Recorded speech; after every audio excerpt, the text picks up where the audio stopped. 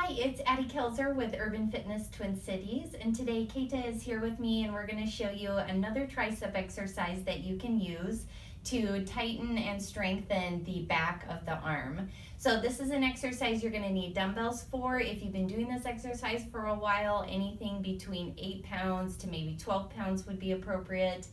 Today we've just got some 3-pound dumbbells that we're starting with because this is a new exercise that we're adding to her routine. So you're also going to need something that you're able to bend over and place your hand on. It could be a bench or even a chair. What we're using here today is a stability ball, so it doesn't even necessarily need to be a stable surface, just something to place your hand on.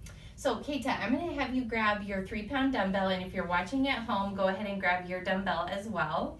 And she's going to bend over at the waist in order to place her hand on the surface here.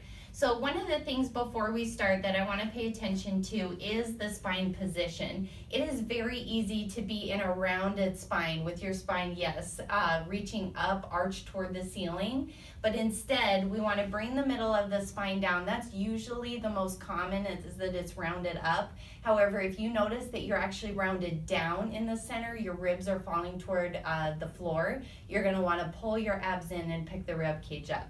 So Keita's got a nice elongated spine here where her neck spine, her neck vertebrae are an extension of what the rest of her spine is doing, everything in one long line.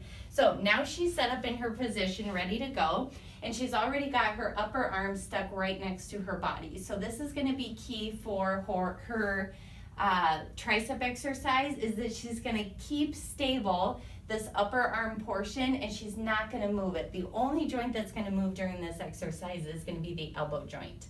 So the first motion, and the only motion really for this, is that she's going to extend through the elbow to push the dumbbell back close to her hips, and while keeping her upper arm stationary, she's going to pull the dumbbell back down so that her elbow is at 90 degrees. And for this angle, she's actually got her palm facing over her body. This is a neutral hand position, but there's a couple of different options. So Keita, I'm going to have you switch to the next one, which is you're going to go palm facing back behind you. So she's going to do that same elbow extension, but now we're just going to hit a little bit different angle of that tricep. She'll do a couple here. All of these are good to do. You don't have to do them on the same day. You can kind of switch days which angle you do. And then the last one she's going to do is she's going to turn her palm forward. And this one I feel like is the most awkward to hold and usually the weakest that we see in our clients, but also a good one to incorporate. So we've got 3 different angles of the same exercise that's really going to be effective for that tricep.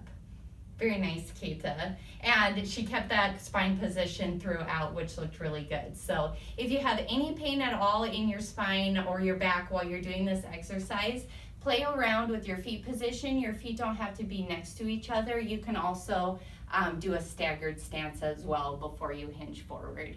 So we'd love to hear if that tricep exercise worked for you and if you enjoyed it. Thanks for joining us.